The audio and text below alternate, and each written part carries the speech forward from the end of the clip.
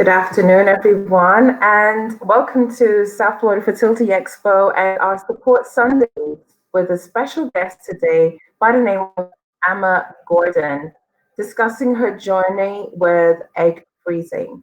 Um, as many people know, the conversation around egg freezing is one that a lot of people don't know too much about. And today we're going to be discussing that topic.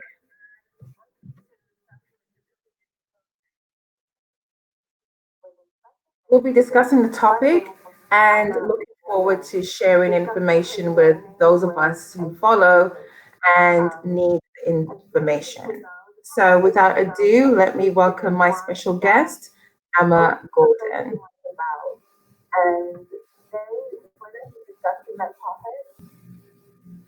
Good morning, Emma. Good morning. Good morning. How are you? I'm wonderful. I'm just going to ask you to turn down your volume. So I think your volume's a little high and we're getting feedback. How are you? Let's see. What about now? Is that better? Yes, it is. Okay. Thank you for having me. Awesome. So can you hear me now? Yeah, I can hear you loud and clear. Wonderful. Wonderful. So I'd like to thank you for joining us this wonderful Sunday with Support Sundays, where we provide resources and information to women on their fertility journey. And in particular, we're going to be speaking about egg freezing. And that's a conversation and a topic that I don't have with too many people. I think a year and a half ago, I met a company here in South Florida who specialized in egg freezing. Mhm. And it was a young professional who just recently graduated from college. And she was seeking, well, she actually started a business providing the service. And we really wanted to know more about it. And so when we met, I thought it'd be ideal for you to just have a conversation with us and share a little bit about your journey and provide some resource and support to other women who need to know. So let's start with your introduction. Would you like to introduce yourself to our audience? Yeah, I mean, listen, I am super excited about having this discussion on a Sunday. This is actually my self-care day. So I this is a good opportunity to extend my self-care to anyone listening. And egg freezing is my new favorite topic. So I can talk about it all day. And it's something that's near and dear to my heart. It's something that I recently have done and actually plan on doing another cycle soon. And just to give you some information on how this all came about, how it became my new favorite topic, how it became something that, anytime I have a conversation with a woman, somehow it ends up coming up. Yeah, I mean, it all started with a fertility journey long before I even knew what egg freezing was. I was recently married, and like many newlyweds, either they're getting the question around when are you having children, whether it's from family members, coworkers, just others, just looking and excited about the whole idea around creating families. So, as normally, most newlyweds do, my husband and I, we had, explored having children. And it wasn't until, we had been trying for quite some time that I realized, this is not as easy as it, everyone makes it seem, we grow up as women, with hearing the words, don't have kids, make sure you don't have children, get an education, stay focused on studies, right? I mean, how many of us have heard that? Yeah. And Me. right, right, and Entire life. exactly. So as women, we spend so much of our lives trying to prevent pregnancy, whether it's through birth control pills and, IUDs and things, because that's what society says we should be doing as teenagers and even as, young adults in our early 20s. And little do we realize late teens and early 20s is actually when women are in their prime fertile years, right? Let's take a second and absorb that a bit. So, this time when society is telling us don't have children is women's most peak fertile time, Mhm. right? I mean, as women, we're born with all the eggs we'll ever have. So, they only decline as you get older. So I think, my background is not different, I think, than many other women. Just growing up, trying, to make sure I'm not getting pregnant, during my peak years, late teens, early 20s. I get married. Now I'm 30 and now I'm focused on, oh, it'll just happen, right? No, it doesn't just happen. That's just Right. not quite how it works. And that's where I was kind of overwhelmed with the whole world of infertility and what that means and how normal it is for many women and many couples.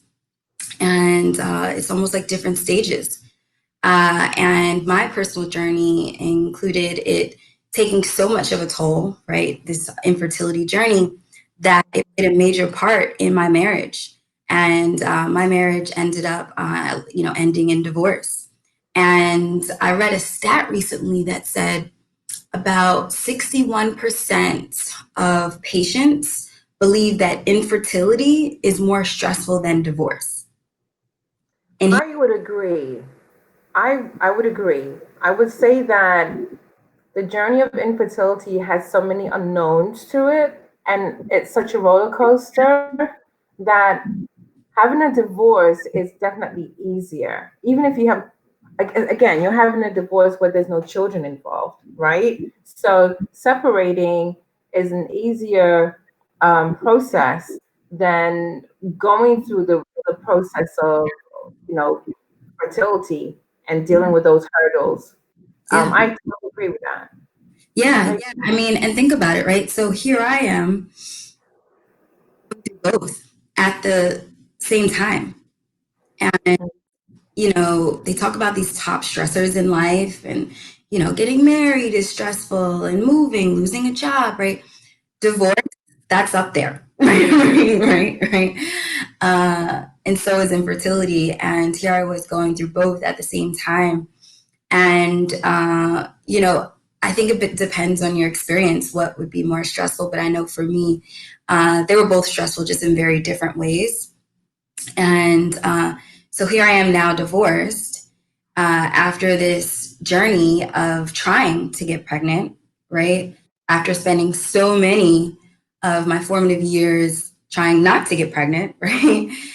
And all of a sudden, it's just not as easy as I thought it would be. And I said, okay, I'm divorced now. And I made it through, that very difficult, challenging experience. And dust starts to settle, and you realize, oh crap, I still want to have children though, right? Right. I still want yeah, to have children. And that's where the whole notion around egg freezing came about in my life. understood. So now you're at this point where you're making a decision to freeze eggs. Um, and in your case, you're now divorced and you're now seeking this option. For some of our viewers who I know we're looking at your journey, but can we talk a little bit about what are some of the circumstances that would require someone to consider egg freezing?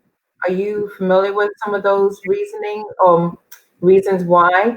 I mean, I do know that if someone is having a cancer health condition, that may be a reason why they may want to consider egg freezing. Is there any other reasons why?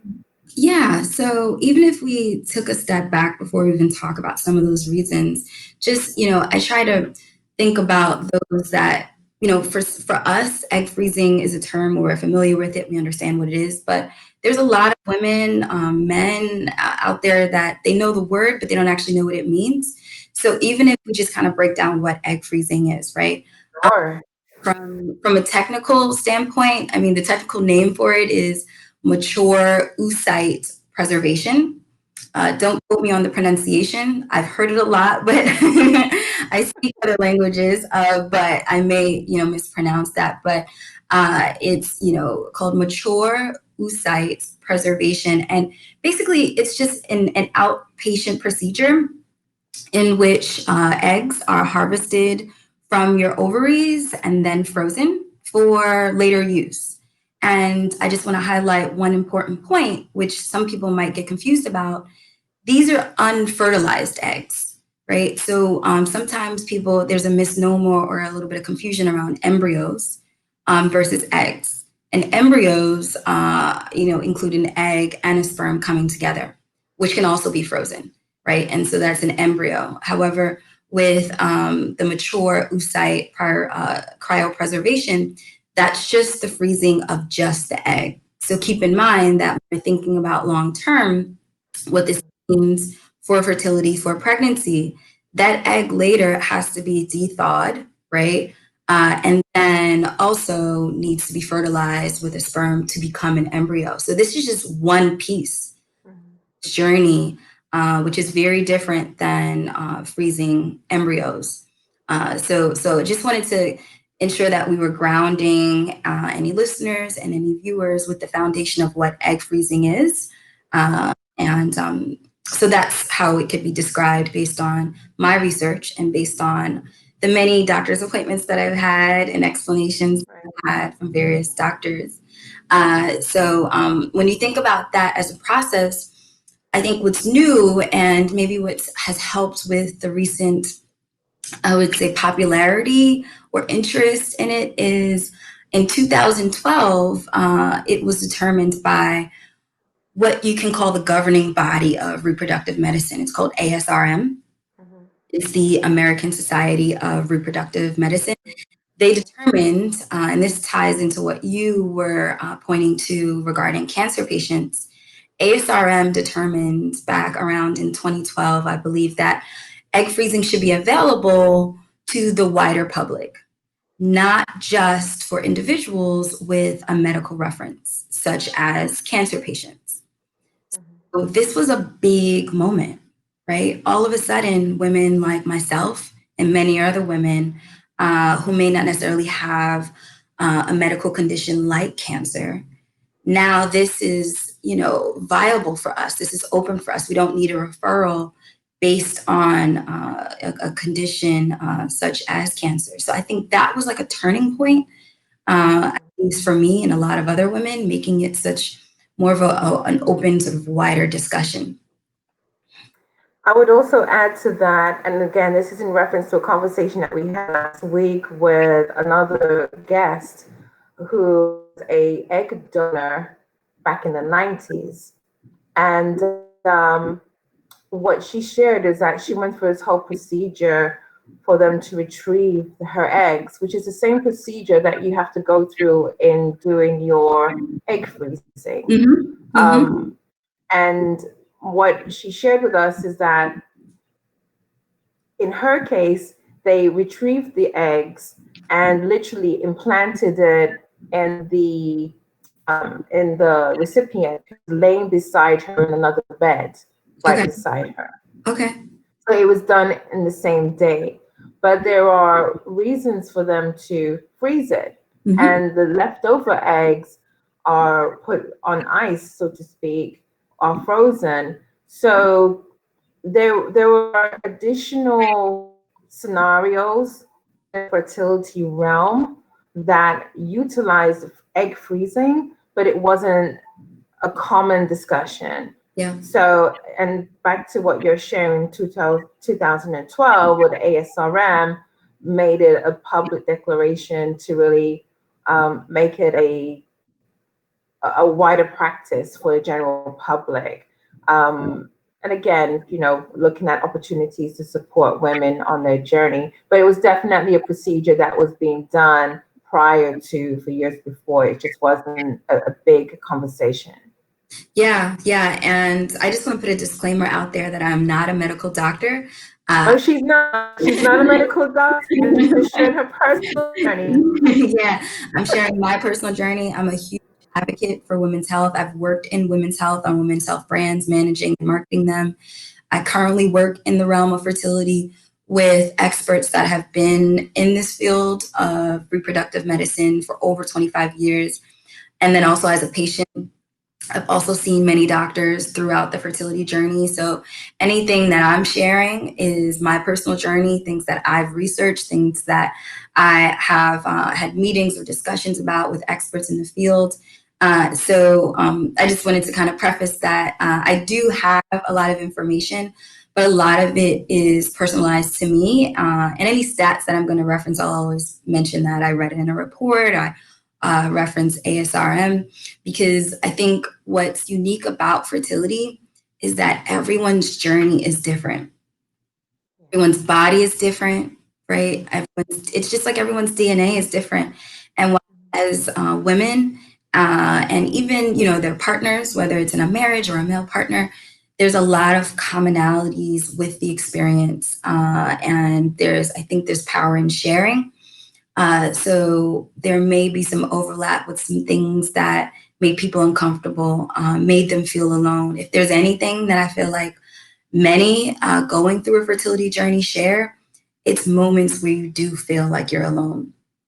And that's what drove my passion to really dig deep into this world of fertility.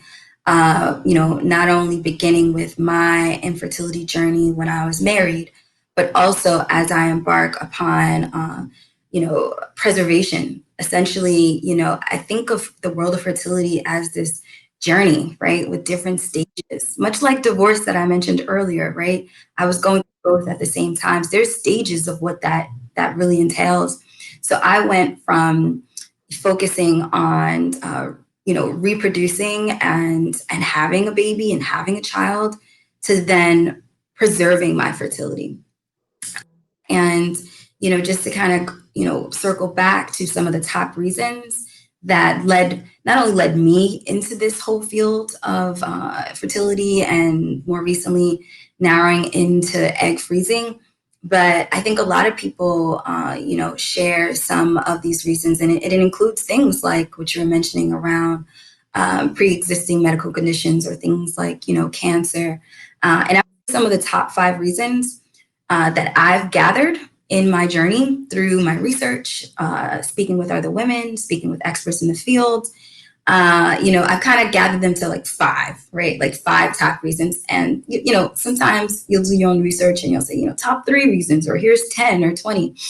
I mean, there's a ton, but if I could rank them in sort of the top 5, I would say number 1 is age, right? I mean, fertility declines with age. It's a fact, right? As women, we're born with all the eggs we'll ever have, and they decline with time. And something I learned also is that the eggs that remain with us through time, they age also, right?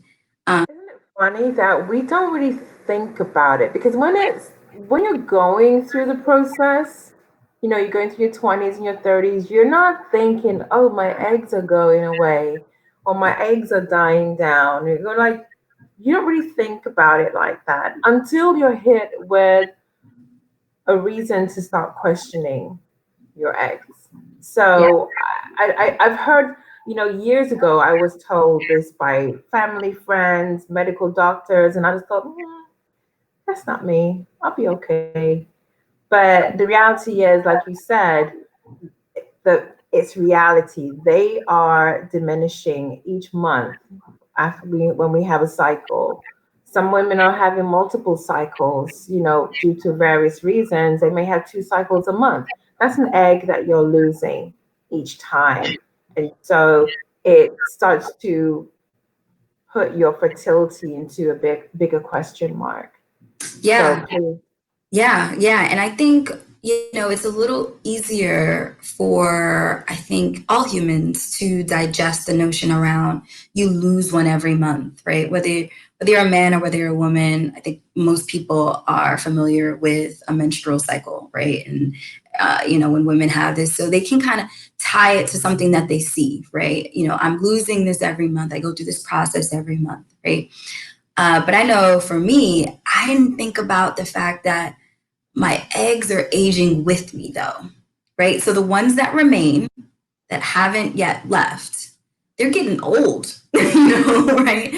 And I mean, like I said, I got married when I was 30, and I froze my eggs, and started the process at 34. I'm now 35, and just thinking about that, my eggs that remain are 5 years older than when I started, right? And it's hard, at least for me, to put in perspective that, wait a minute, it's a little older. So when your bones start aching, or if you're an athlete, you start having knee problems. If you're a runner or a jogger, you might have to start wearing your knee brace.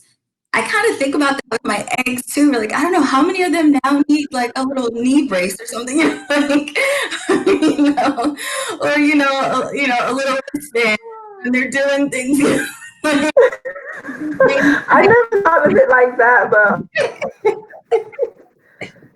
yeah, they're aching. They're Yeah. getting old. But diet has a lot to do with it. Um, just last week, I saw a story in Nigeria. A woman who was like 70 years old giving birth to her first child, and her husband was 76, and it was all natural. Wow. Yeah, That is yeah. definitely an exception, not by, I'll stand by this statement, even though I'm not a doctor, because every doctor I've ever spoken to will probably attest to this. That is extremely unusual, and I don't know a doctor that I've encountered that has had that experience with a patient. I have heard of some like in their 50s, and I have heard of assistants with like frozen eggs and things like IVF or surrogacy. But that, I mean, wow, wow. Yeah, they're in their 70s having their first child. Yeah, So, yeah, that's definitely interesting. yeah, So, yeah. So I mean, let's let's talk talk about about the. the process. Well, the I wanted us to touch on a few of the other reasons also, right? Sure.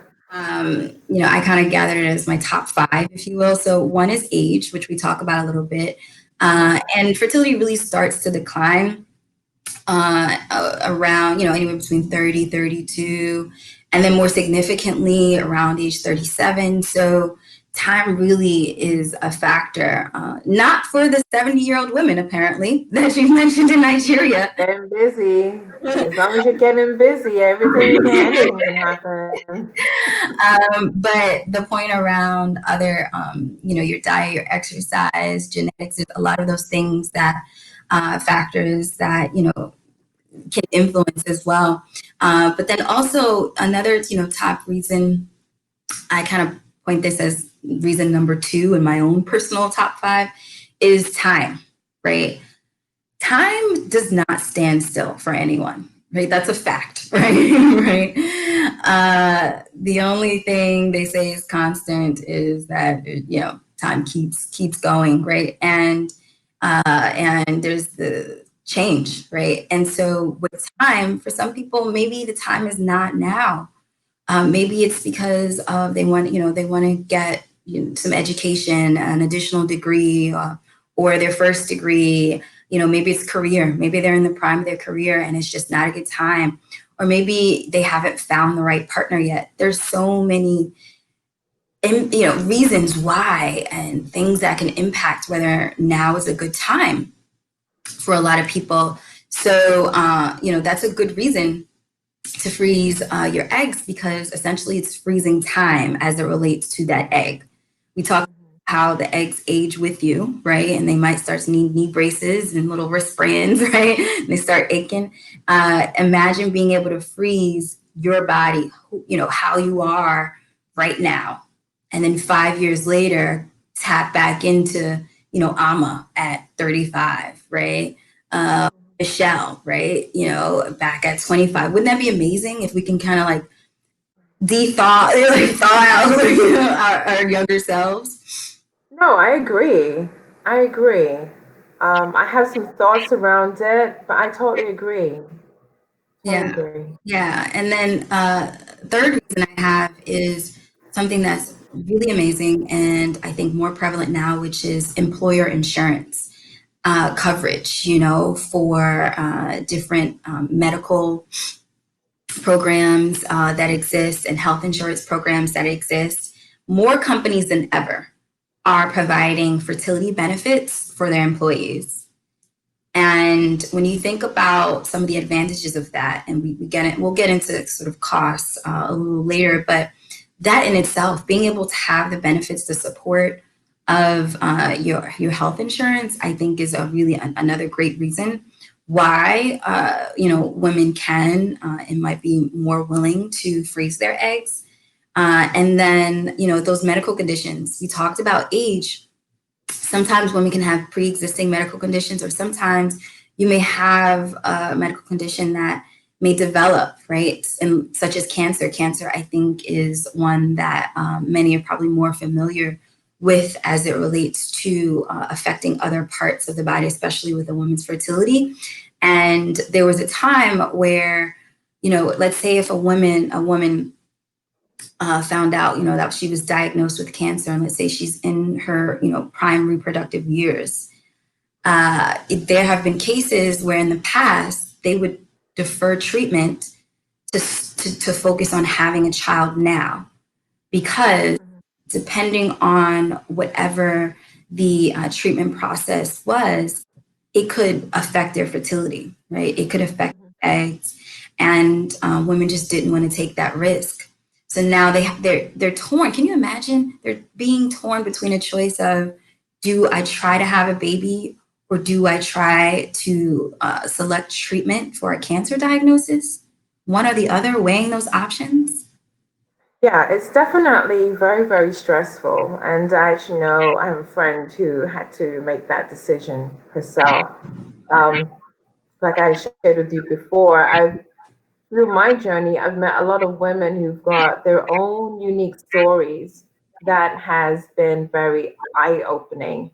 So to your point, yes, personally, I feel that we'll mention this later, but I have a personal thought that all women should have the right to have children if they choose to. And I think as long as you are in Western society, you should have access to that service, even if it's one round or two rounds, to enable you that right to have children. So if you do have cancer, you shouldn't have to choose between your service, your medical service, or the right for you to have a child. It should be automatic.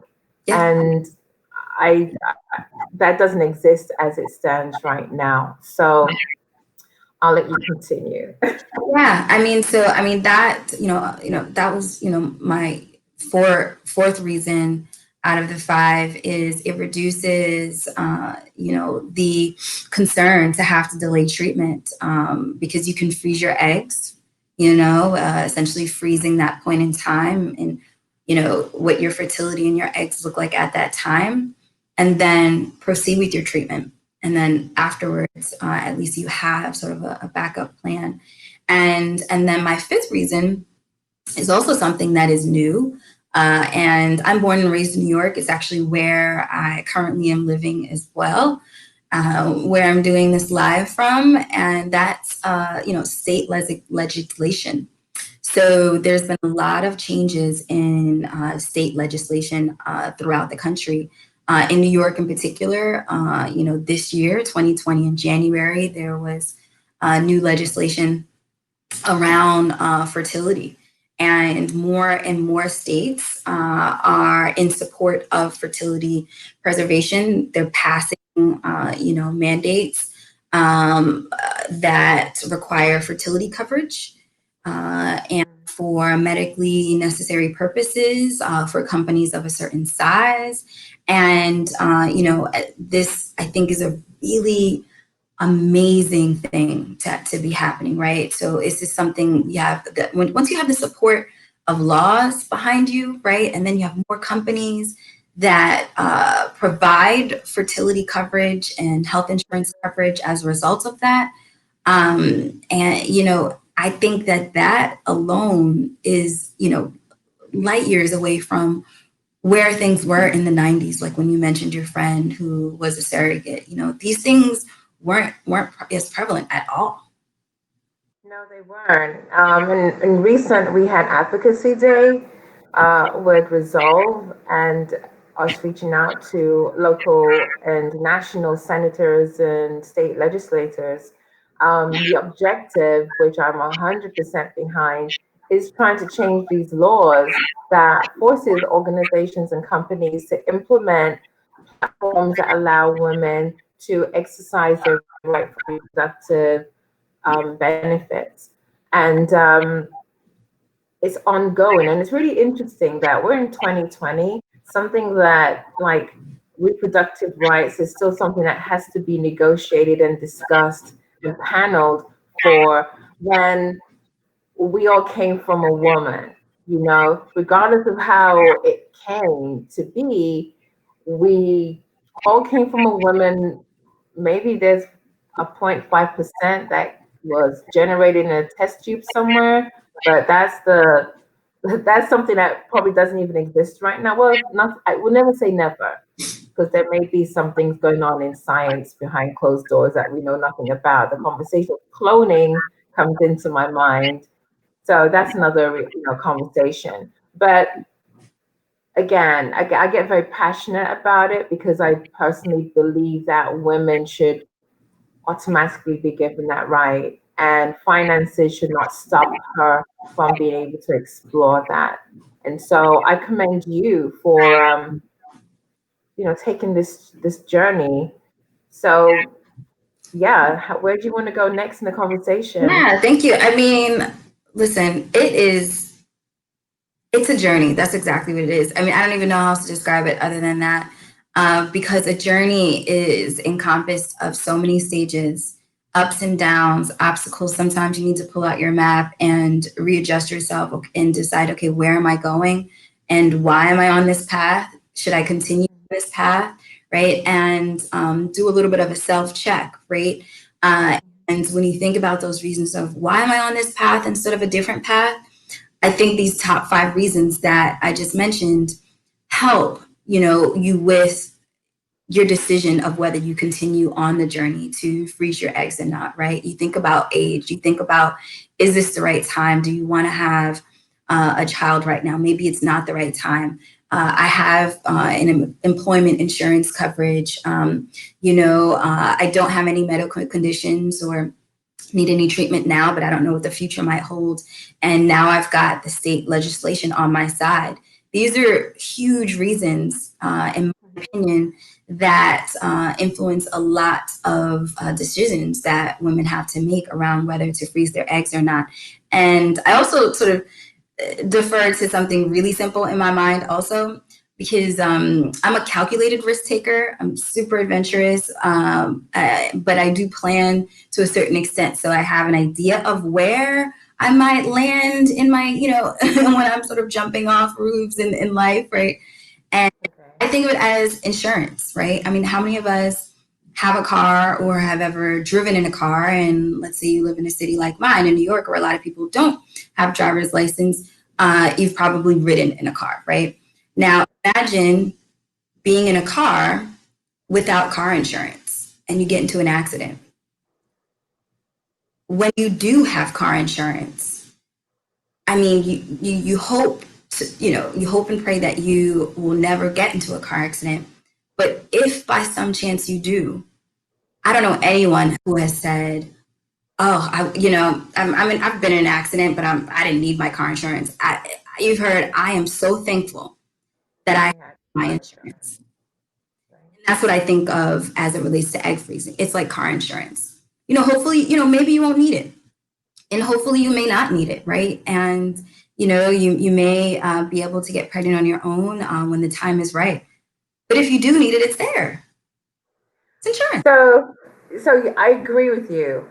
And so again, in my mind, and going back to a conversation I had with another friend, where especially actually quite right now where we're dealing with COVID-19, a lot of people losing their jobs and having to choose what pathway they want to take right now. Some people stopped pursuing their opportunities to have a family just so that they can become more stable in regards to their revenue streams.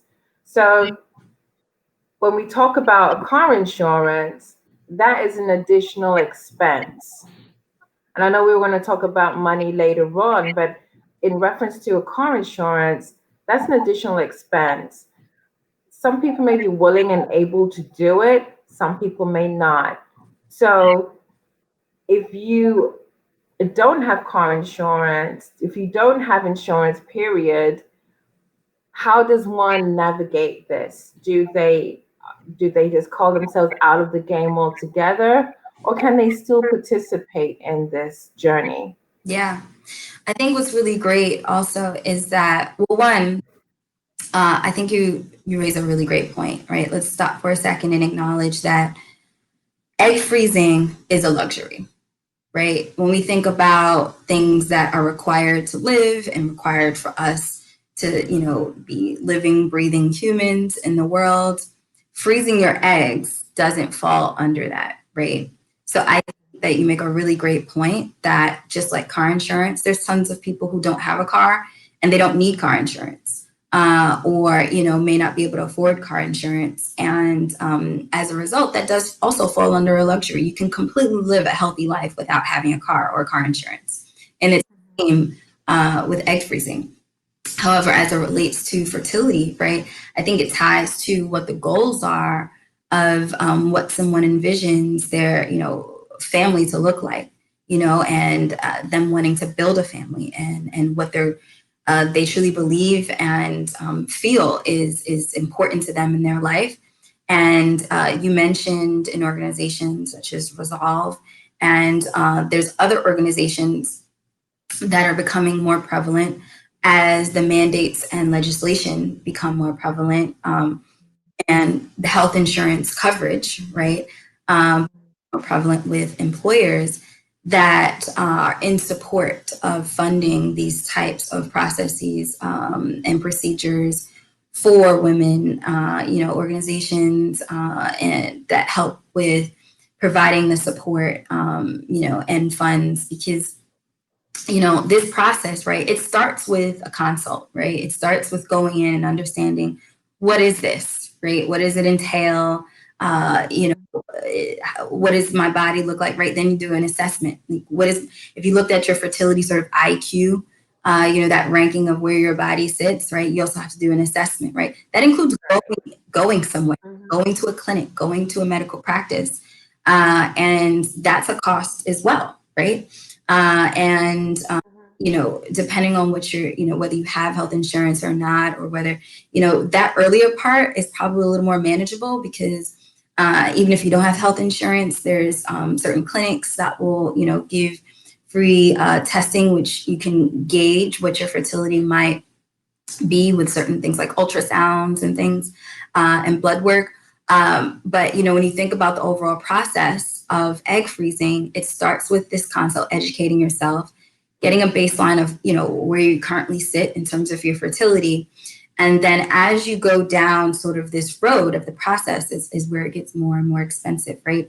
Once you start doing certain types of blood work, which determine what your hormone levels are, what your egg reserve are. We talked about women are born with the number of eggs they'll ever have in their life. This is the point where the doctor says, let's see where you are. Let's see how many of them, are still there. Uh, and then sort of the next part of the process is what I like to call sort of the preparation. And when you do your research, what falls under sort of what a cycle is, right? Or what some may reference as a round of egg freezing, right? And and I'll try to sort of tie a time frame to this too. So a consult, most can say, it's a day. Sometimes, take a few weeks to get an appointment. And an assessment can happen in that first consultation appointment. You might have to book a second appointment to get your, assessment. And then that preparation and egg freezing cycle That takes about somewhere around 2 weeks, because that includes monitoring, that includes ultrasounds, that includes more blood work, and that includes precisely timed medications, right? That a woman is provided and given by the doctor to stimulate their egg production. And then you move into a trigger injection to bring the eggs to, that are in the development phase, those follicles that are being developed, to completion, where they say, okay, halt, stop, because now we need to then go retrieve them, which usually happens somewhere around 24, 36 hours later.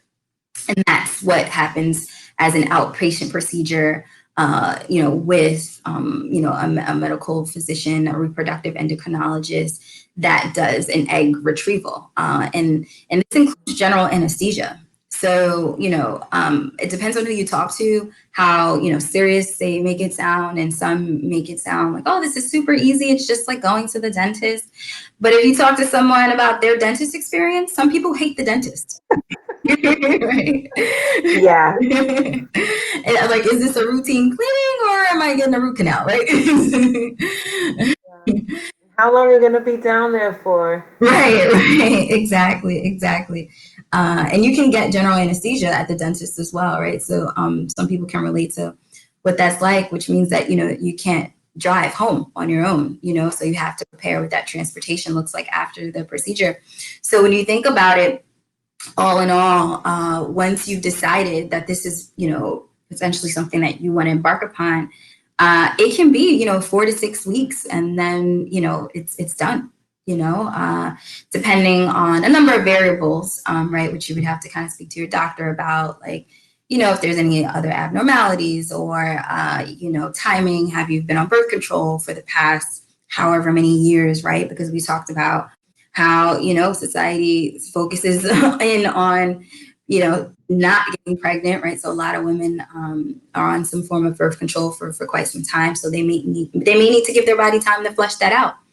Or, you may have not been on birth control, but you may have a doctor that recommends you go on birth control for a short amount of time so that they can stabilize your hormones and get a read on things. So it really depends, but approximately speaking, somewhere between 4 to 6 weeks, and you can be done with the whole egg freezing process. But when we talk about expenses, it's the medications and the actual cycle price, right? That really hone in on where the dollars start to accumulate in terms of the costs that a lot of women talk about as being a huge obstacle and hindrance. Right. And is there a toll on your body during the process? I think it depends. So when I talk about, I sound like an attorney, right? It depends. It depends because it's not. It's almost like a cocktail, like a recipe. It's not sort of a one size fits all. Um, Anything really, right? So in terms of when you start a medication, is determined by what the doctor is seeing in your test results. In terms of what medication you get prescribed and what that dosage depends on previous blood work, right? And so, in terms of my experience, the toll that it took on my body was relatively minimal. I was, pre-warned that I might feel, excessive bloating during the process. I actually didn't feel bloating during the process. My bloating was after my retrieval. My soreness and tenderness was after my retrieval for the next sort of 2 to 4 days. I didn't actually have, too much bloating, even when the follicles were growing inside that they were going to be retrieving. I didn't really feel too much bloating. But I exercise regularly. I'm very active. I have a healthy diet, and I've excluded some things out of my diet, and that may have contributed to what I was feeling. I don't consume dairy. I don't consume meat. So there's things like that may have affected my experience. Also, I would say what did affect me, my biggest toll. was emotional.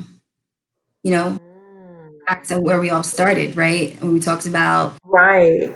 And divorce. then, and not to cut you, but I actually was thinking to myself, and I was going to ask you later on in the conversation, is where did you go? How did you handle your emotional health during this whole procedure? Yeah, yeah. So just to ground everyone with where I was an emotional wreck. I don't think a lot of people knew or could tell because, I don't know, I guess I just wasn't really showing it. But it's one of those things that I was talking about earlier, like there's stages, right? And for me in particular, and in my case, I was doing this coming out of a divorce. I was doing this partly because I was now divorced, right?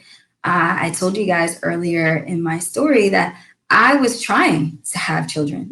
I went from being married, trying to have a baby, to being divorced, focused on preserving my fertility. That in itself is a huge Definitely. emotional change, right? Yeah.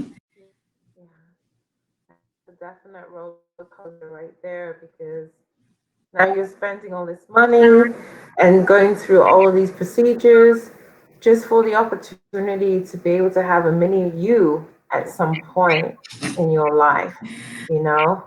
Um, and having a partner makes that journey even more fun and exciting and special.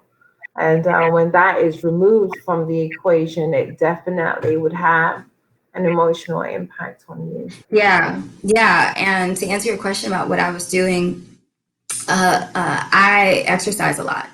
And much like many people, I can get anxiety, right? So I will suffer from anxiety. I'll get super anxious, especially when times are stressful. And stress and anxiety also affect your body. It affects your hormones. It can throw so many things out of whack, and it can cause a lot of medical conditions too. So, one way that I have learned over time, once I was able to identify that I suffered with anxiety, I realized that exercise immediately addressed my physical feelings of anxiety. And Okay. when I had, it took me a while to identify what was happening, because there would be times where there's a lot of things happening that were stressful in my life, and I would start to get chest pains, and I'm not eating, I'm just not hungry. I tried to consume a meal, and I just could not, right? I'd have to force myself.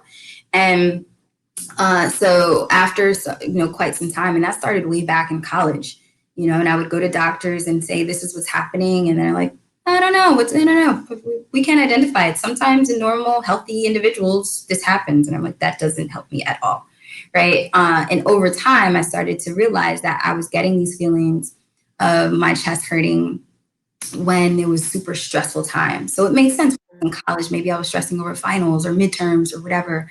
And as you get older, I got my MBA, so I was in business school, and there were stressful times, or when you're in your career and there's stressful times. So once I was starting to able to tie the two together, that hey, Amma, you start to have chest pains when something is stressing you out. Then I was able to identify this is anxiety. So first step was identifying what was causing it and what it was. And then I found that when I was exercising, that chest pain immediately would go away. When I was doing breathing exercises, so if I'm running, if I'm jogging, if I'm doing high impact interval training, if I'm doing yoga, all of those things would just go away. So during this fertility journey and the egg freezing journey, I was doing as much as I could to ensure that I wasn't having any anxiety, which included going to the gym, exercising, doing yoga.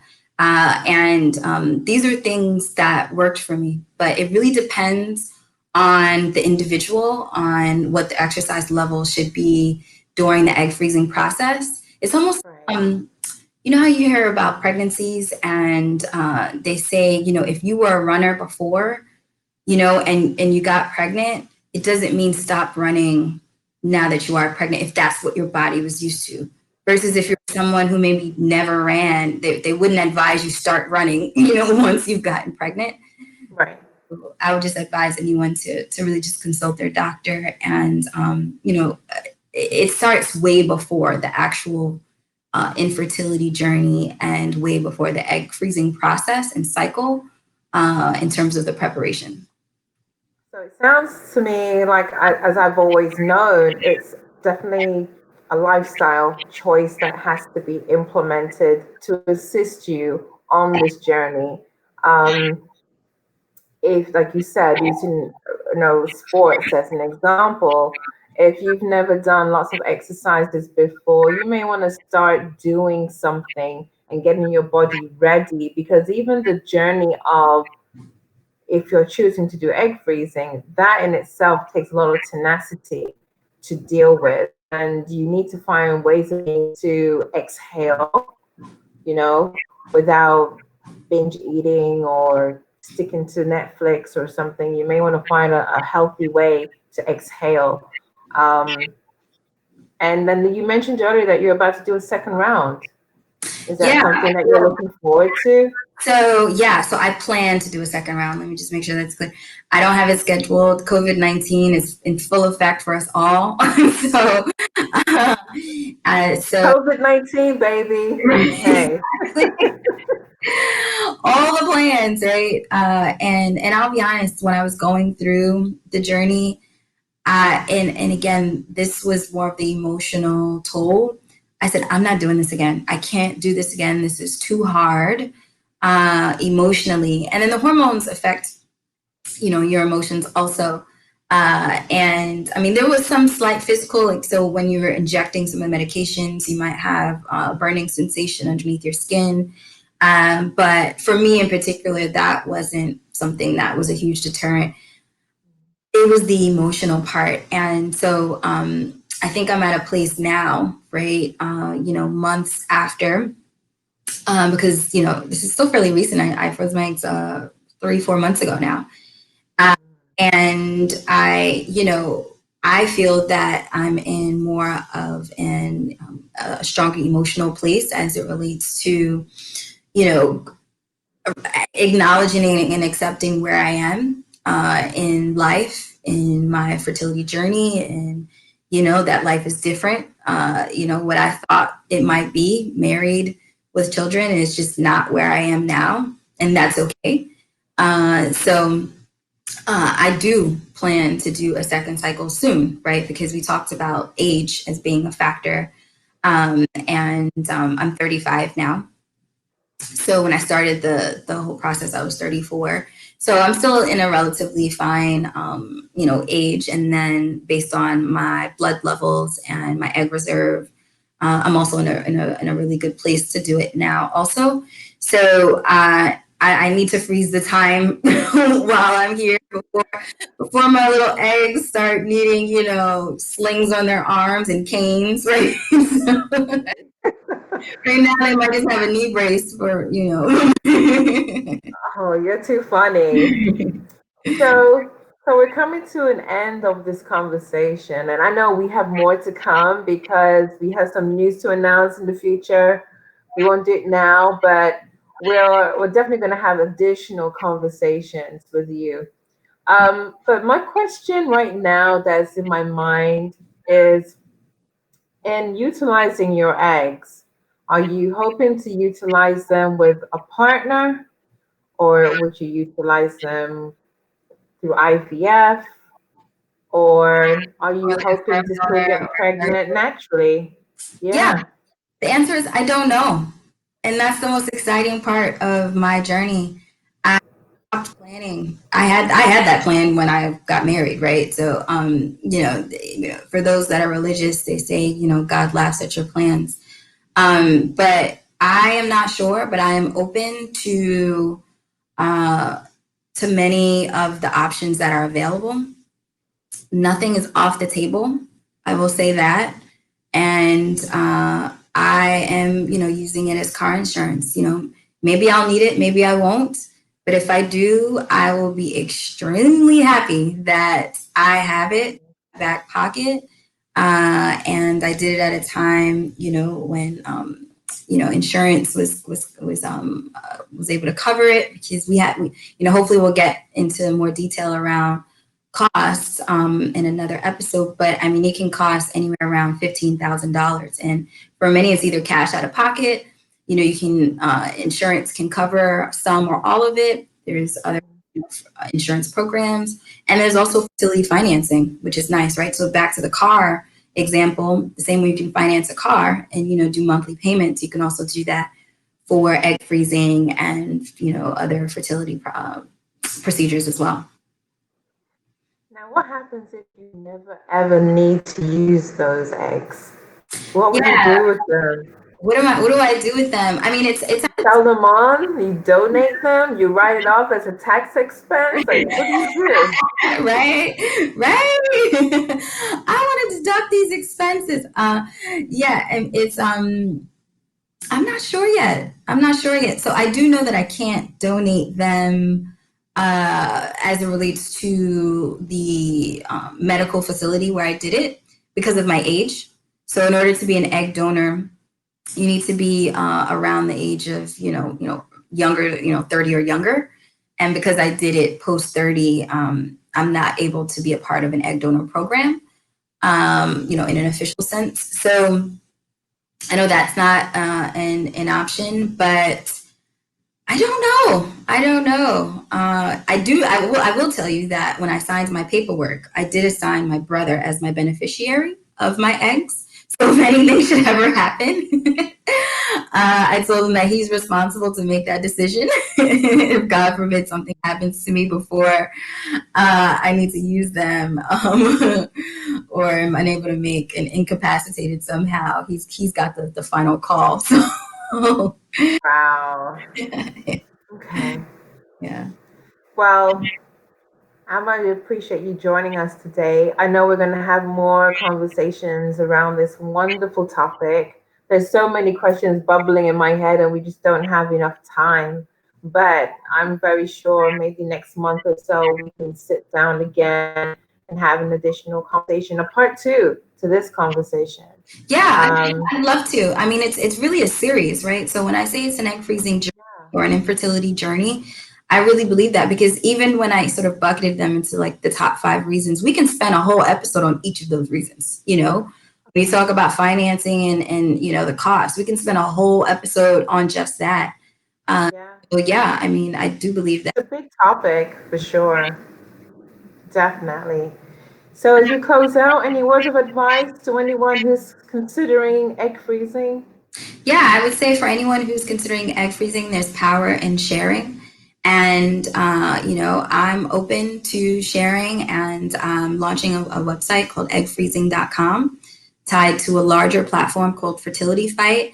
And, I'm available. I love to share stories. I love to hear stories. And sometimes just speaking out can help you feel like you're not alone, because you're not.